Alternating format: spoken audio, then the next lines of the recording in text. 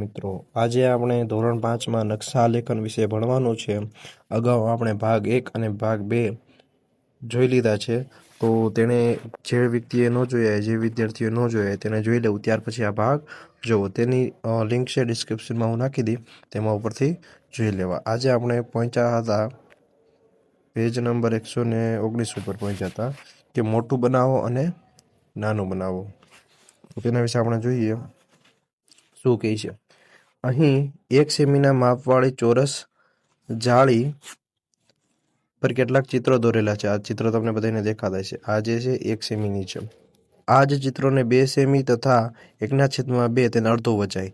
અડધા સેમીના માપવાળી ચોરસ જાળી પર દોરો. અહીં એક ચિત્ર બનાવેલ છે, એટલે કે આ જે છે આ 1 સેમીનું ચિત્ર છે, આ અડધા સેમી વાળું છે અને આ 2 સેમી વાળું ચિત્ર બનાવવાના છે તમારે. તો તમારે કાંઈ નથી કરવાનું. જેવા આ ચિત્ર તમને આમાં દેખાય છે, આમાં એવા ચિત્ર સેમ અહીંયા દોરવાના છે અને સેમ અહીંયા દોરવાના છે. ખાના પણ સેમ જ હરખા હોવો જોઈએ. દાખલા તરીકે જે દીવો છે, આ દીવામાં 4 ખાનામાં દોર્યો છે, તો બધામાં 4 ખાનામાં જ હોવો જોઈએ. એવી રીતના તમારે દોરવાનું છે, બીજું કશું પણ નથી. ત્યાર પછી ચોરસની બાજુ નીચે જોઈએ. તો ચોરસની બાજુનું માપ બમણું કરવામાં આવે તો શું તેનું ક્ષેત્રફળ બમણું થાય? હાલો આપણે એને દાખલા તરીકે સમજીએ. દાખલા તરીકે કોઈ ચોરસ હોય, ચોરસની બાજુમાં 1 સેમી હોય, તેનું ક્ષેત્રફળ શું થાય? ચોરસનું ક્ષેત્રફળ થાય લંબાઈ ગુણ્યા લંબાઈ, એટલે કે આ બેનો ગુણાકાર, તો 1 ગુણ્યા 1, તો એનું થાય 1 ચોરસ સેમી, એનો જવાબ આવે. હવે આપણે આ જે બાજુ છે એને બમણી કરી નાખી, એટલે કે 2 સેમી કરીએ તો એનું ક્ષેત્રફળ શું થાય? 2 ગુણ્યા 2, 2 ગુણ્યા 2, તો શું થાય? 4. તો 1 છે એ આના 1ના બમણા 4 થાય? ના, 1ના 4 ગણા 4 થાય, 2 ગણા થાય નહીં. તો આમાં શું પૂછ્યું છે? ચોરસની બાજુનું માપ બમણો કરવામાં આવે તો શું તેનું ક્ષેત્રફળ બમણું થાય?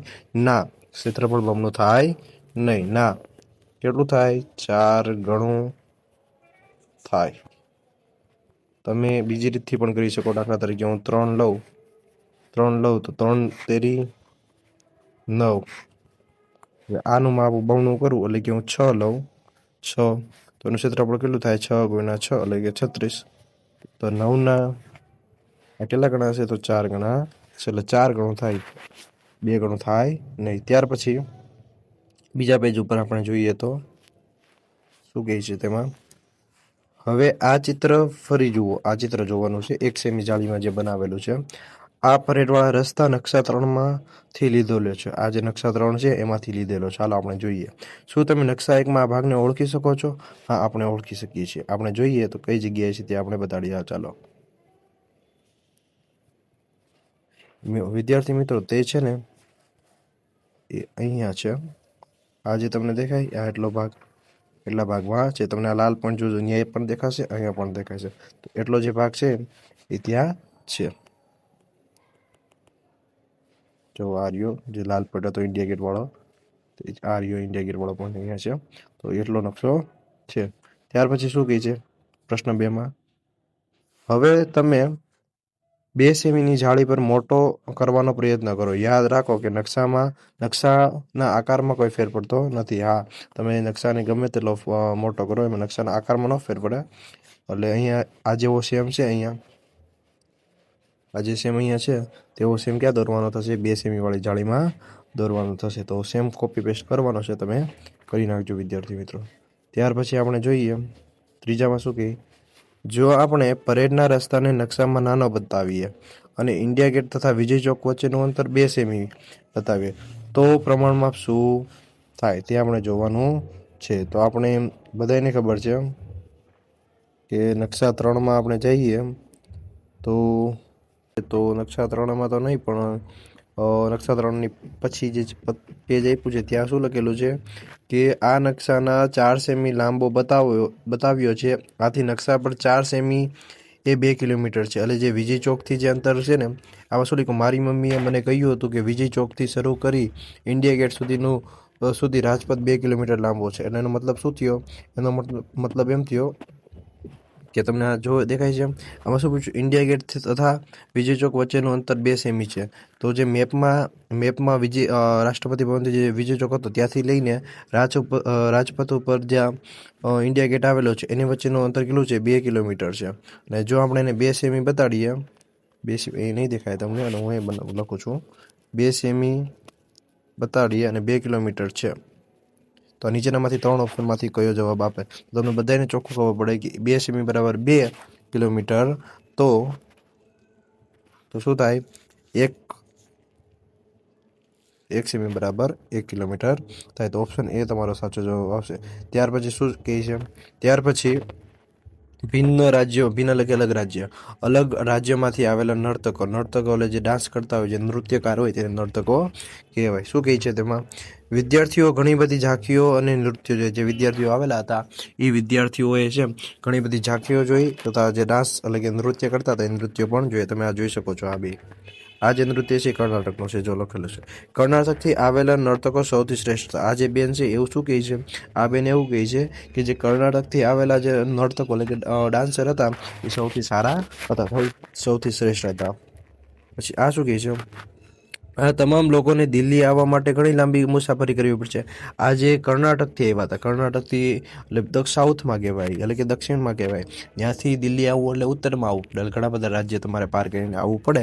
એટલે આ શું કહે છે કે મુસાફરી તમારે ઘણી બધી કરવી પડે. ત્યાર પછી શું કહે છે, આ ભાઈને શું ગમ્યું, મને ત્રિપુરાનું નૃત્ય ખૂબ જ ગમ્યું. ત્રિપુરા અને સિક્કિમ દિલ્હીથી દૂર છે, જ્યારે હરિયાણા અને ઉત્તરાખંડ દિલ્હીથી નજીક છે. તો અત્યારે એટલું યાદ રાખો, આગળ આપણે મેપમાં જોઈએ. આ ત્રિપુરાના ડાન્સરો છે તો જોઈએ. ચાલો શું કહે છે,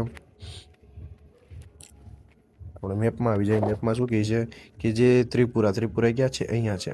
અને સિક્કિમ ક્યાં છે, સિક્કિમ અહીંયા છે. દિલ્હી ક્યાં છે, દિલ્હી આ રહ્યું જોઈએ. એ દિલ્હી તમને દેખાય છે. તો આ દિલ્હીથી છે સિક્કિમ અને સિક્કિમ અને ત્રિપુરા એ બે દૂર છે. અને કર્ણાટક અહીંયા છે, તો કર્ણાટક પણ કેવું છે, દૂર છે. જ્યારે હરિયાણા આ રહ્યું બાજુમાં જ, હરિયાણા કેવું છે, અને ઉત્તર પ્રદેશ એ પણ કેવા છે, દિલ્હીની એકદમ નજીક છે તેવું કહેવા માંગે છે. હવે ત્યાર પછી બાળકો વિદ્યાર્થી મિત્રો શું કહે છે, નીચે આપેલા ભારતને નકશાને જુઓ અને વિદ્યાર્થીઓ જે રાજ્યો વિશે વાત કરી રહ્યા છે તે રાજ્યોને નકશામાં શોધી કાઢો. એટલે જે વિદ્યાર્થીઓ હતા તેઓ શું વાત કરતા હતા, કયા રાજ્યની વાત કરતા હતા, એ રાજ્ય આપણે શોધી કાઢવાના છે. ખાસ એક યાદ રાખવાનું છે આપણે કે આ જે નકશો છે, સોરી વિદ્યાર્થી મિત્રો એક જ મિનિટ, આ જે નકશો અંદાજિત પ્રમાણ માપ પર બનાવેલ છે, તેથી વિદ્યાર્થીઓએ સરળતાથી અંતર, ક્ષેત્રફળ તથા દિશાનો અંદાજ લગાવીને કરવાનો છે. અને તમારે માત્ર અંદાજ લગાવવાનો છે કે પરફેક્ટ માપ કહેવાનું નથી. આપણે જોઈએ, પેલું કહે છે કર્ણાટકની ટીમે બેંગલુરુથી નીકળી. બેંગલુરુ ક્યાં છે, આ રહ્યું બેંગલુરુથી નીકળીને ઉત્તર દિશા તરફ મુસાફરી કરે છે. તો દિલ્હી સુધી પહોંચવા માટે તેઓને કયા રાજ્યમાંથી પસાર થવું પડે? તો ઘણા બધા રસ્તા છે. આપણે કોમનલી સામાન્ય રીતે સીધો રસ્તો જોઈએ તો કયા રસ્તામાંથી પાસ થવું જોઈએ? તો સીધે બેંગલુરુમાંથી કર્ણાટક રાજ્ય આવે, ત્યાર પછી મહારાષ્ટ્ર રાજ્ય આવશે, ત્યાર પછી મધ્યપ્રદેશ, ત્યાર પછી રાજસ્થાન થઈને હરિયાણા થઈને, અથવા હરિયાણા ન જાય તો આ રાજસ્થાન છે, રાજસ્થાનથી હરિયાણા પછી ત્યાંથી દિલ્હી જઈ શકે, અથવા મધ્યપ્રદેશથી ઉત્તર પ્રદેશ થઈને પણ દિલ્હી જઈ શકે. તો આપણે ઘણી બધી રીતે જઈ શકે, તમે તમારી રીતે કરી શકો. હું મારી રીતે તમને કહું તો કર્ણાટકથી નીકળે એટલે સૌપ્રથમ આવે મહારાષ્ટ્ર, ત્યાર પછી આવે મધ્યપ્રદેશ, ત્યાર પછી આવે રાજસ્થાન, અને ત્યાર પછી હરિયાણા. આ 4 રાજ્યમાંથી પસાર થાય ત્યાર પછી એને દિલ્હી આવવું પડે, ત્યાં સુધી આવી ન શકે. ત્યાર પછી બીજો પ્રશ્ન શું કહે તેના વિશે જોઈએ. જમ્મુ અને કાશ્મીર દિલ્હીથી ઉત્તર આવેલ છે, આથી ત્યાંથી આવનાર ટીમને દિલ્હી પહોંચવા માટે દક્ષિણ તરફ મુસાફરી કરવી પડે. તેઓ કયા રાજ્યમાંથી પસાર થઈ? તો હાલો તેના વિશે જોઈએ. જમ્મુ અને કાશ્મીર આ રહ્યું સામે ઉત્તરમાં. તમને એક દિશા વિશે સમજતી આપી દઉં કે હંમેશા મેપ આપેલો હોય ત્યારે ઉપરની જે દિશા હોય એને ઉત્તર દિશા કહેવાય, નીચે જે દિશા હોય એને દક્ષિણ દિશા કહેવાય, જે આ બાજુ જે દિશા હોય એને પશ્ચિમ કહેવાય, અને આ બાજુ જે હોય એને શું કહેવાય, પૂર્વ. તો આ હંમેશા યાદ રાખવું કે ઉપર ઉત્તર, નીચે દક્ષિણ, જમણા હાથ બાજુ પૂર્વ અને ડાબા હાથ બાજુ પશ્ચિમ. એટલું યાદ રાખજો, કેમ કે આ તમારે બધાએ સામાજિક વિજ્ઞાનમાં પણ આગળ જતાં ઉપયોગી થશે. તો જોઈએ શું કહે છે. જમ્મુ કાશ્મીર આ રહ્યું. જમ્મુ કાશ્મીર, જમ્મુ કાશ્મીર તે ક્યાં આવવાનું છે? દિલ્હી આવવાનું છે. અહીં દિલ્હી આવવાનું છે. તો ક્યાંથી આવી શકે? 2-3 જગ્યાએથી આવી છે. જો સૌપ્રથમ આવશે હિમાચલ પ્રદેશ, ત્યાંથી તે પંજાબથી જશે, અને પંજાબથી પછી હરિયાણાથી થઈને આવી શકે. અથવા ડાયરેક્ટ તમને આ નાની એવી જગ્યા તમને દેખાતી હોય અહીંયા આ મેપમાં, અહીંયા પાઠ્યપુસ્તકમાં તમે શાંતિથી જોજો, ત્યાંથી એથી આમ કરીને હરિયાણાથી પણ આવી શકે. તો 2 જવાબ આવે એમાં. પહેલો જવાબ આવશે જમ્મુ કાશ્મીરમાંથી જાય હિમાચલ પ્રદેશ, અને ત્યાર પછી હરિયાણા. અને જો તમને પંજાબ લખો તો પંજાબ પણ કોઈ ખોટું પાડી શકે નહીં, પંજાબ પણ આવી શકે. ત્યાર પછી શું કહે છે? નોનું ગુજરાતમાં રહે છે. આ ભાઈ છે એનું નામ નોનું છે. નોનું ગુજરાતમાં રહે છે. નોનુનો મિત્ર જાવેદ પશ્ચિમ બંગાળમાં રહે છે. નોનું તેના મિત્ર પાસે જવા માંગે છે. તો તેને કઈ દિશામાં ચાલવું પડે? આગળ જ મેં તમને સમજાવ્યું કે આપણું ગુજરાત ક્યાં છે. ગુજરાત બધાને ખબર જ હોય, આપણું ગુજરાત છે. ગુજરાત છે, પશ્ચિમ બંગાળ આ રહ્યું સામે અહીંયા.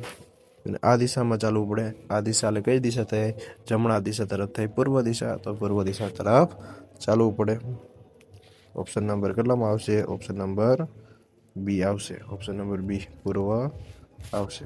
ત્યાર પછી જમ્મુ કાશ્મીરની ઉત્તરે કોઈ રાજ્ય આવેલું છે? હાલો, જમ્મુ કાશ્મીરની રાજ્ય પૂછ્યું છે, તો આપણે જોઈએ જમ્મુ કાશ્મીરની ઉત્તરે કઈ રાજ્ય આવેલું છે. કઈ જમ્મુ કાશ્મીર? જમ્મુ કાશ્મીર અહીંયા રહ્યું. જમ્મુ કાશ્મીરની ઉત્તરે કઈ રાજ્ય? ઉત્તર એટલે કે ઉપરની તરફ. ઉત્તરે કઈ રાજ્ય આવેલું? ઘણા લોકો લદ્દાખ કહેશે, પણ લદ્દાખ એક રાજ્ય નથી, તો કેન્દ્ર શાસિત પ્રદેશ છે. એટલે ઉત્તર તરફ એક પણ રાજ્ય આવેલું નથી. તો શું લખવાનું થશે? એક પણ રાજ્ય આવેલું નથી. એક પણ નહીં, અથવા રાજ્ય નહીં એમ પણ લખી શકો તમે. ત્યાર પછી ગુજરાતની પશ્ચિમે કયું રાજ્ય આવેલું છે? ચાલો જોઈએ. ગુજરાત ક્યાં છે? આ રહ્યું ગુજરાત. આપણું ગુજરાતની પશ્ચિમ એટલે કઈ બાજુ થાય? આ રહ્યું, જો નીચે લખેલું છે અહીંયા. ગુજરાતની પશ્ચિમ કઈ? આ બાજુ. આ બાજુ તો સીધો દરિયો આવી ગયો, કોઈ પણ રાજ્ય આવેલું નથી. એટલે આમાં પણ સેમ જ જવાબ આવશે કે એક પણ નહીં. આમાં પણ શું આવશે? સેમ જવાબ, એક પણ નહીં. તમે તો લખી નાખવું. ત્યાર પછી પ્રશ્ન નંબર 6. નકશા પર 1 સેમી બરાબર જમીન પર 200 કિલોમીટર. હવે તમને એવું કહે છે કે આ નકશામાં તમે સ્કેલનું માપ લ્યો ને, તો 1 સેમી થાય ને તો તમારે લેવાનું 200 કિલોમીટર, એવું કહે છે. ચાલો આપણે જોઈએ. આ પ્રમાણ માપનો ઉપયોગ કરી શોધી કાઢવાનું છે. શું શોધી કાઢવાનું? દિલ્હીથી જયપુર કેટલા કિલોમીટર દૂર છે એ આપણે ગોતવાનું છે. તો ચાલો જોઈ લઈએ વિદ્યાર્થી મિત્રો શું ક્યાં છે. દિલ્હી જયપુર આ રહ્યું સામે જ છે. આ રહ્યું આપણું દિલ્હી. દિલ્હીથી આ જયપુર. તમે જો સ્કેલથી માપશો તો સામાન્ય રીતે 1.2 સેમી જેવું થશે. એટલે કે 1 કિલોમીટર હતું તો કેટલા થતા હતા? 200. સોરી વિદ્યાર્થી મિત્રો, 1.2 સેમી જેટલું થાય છે. પરંતુ 1 સેમી બરાબર કેટલા કિલોમીટર લેવાના છે આપણને? 200 કિલોમીટર. તો જો 1થી જરીક જ વધારે છે, તો આપણે 200થી જે જરીક વધારે હોય ને એ તે જવાબ લેવાનો છે. કારણ કે મેં તમને શરૂઆતમાં જ કીધું હતું, અહીંયા આપણે કેવું માપ લેવાનું છે? અંદાજિત માપ લેવાનું છે. તો ચાલો જોઈએ. 200 નજીક, સૌથી નજીક શું છે? 200થી જરીક ઉપર. તો 85 નથી, 500 પણ નથી, એટલે કે 200થી વધારે આ જ કહેવાય, એટલે કે 250 જવાબ આવશે. ત્યાર પછી શું કહે છે? અંદાજ લગાવો કે જયપુર ભોપાલથી કેટલું દૂર છે. નકશા પર કેટલા સેમી થાય છે અને જમીન પર કેટલા કિલોમીટર થાય છે તે આપણે કહેવાનું છે. તો જોઈએ. હાલો, આપણે જોઈએ. તો સામાન્ય રીતે સ્કેલથી તમે માપશો,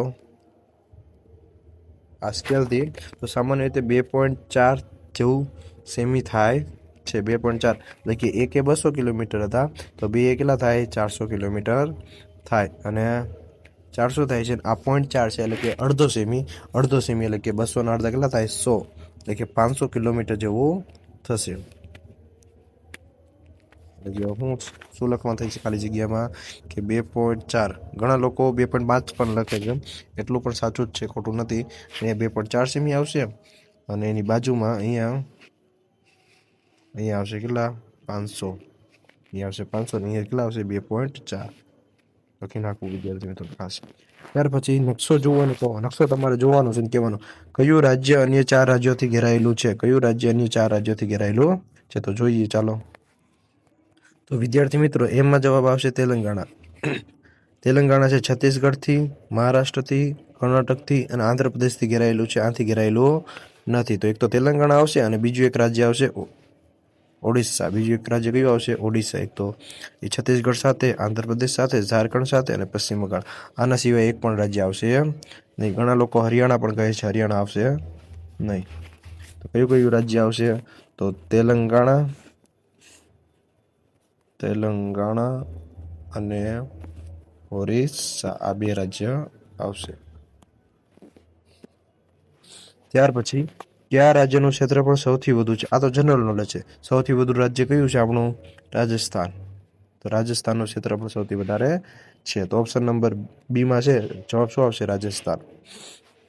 કયા રાજ્યનું ક્ષેત્રફળ સિક્કિમના 8 ગણું છે?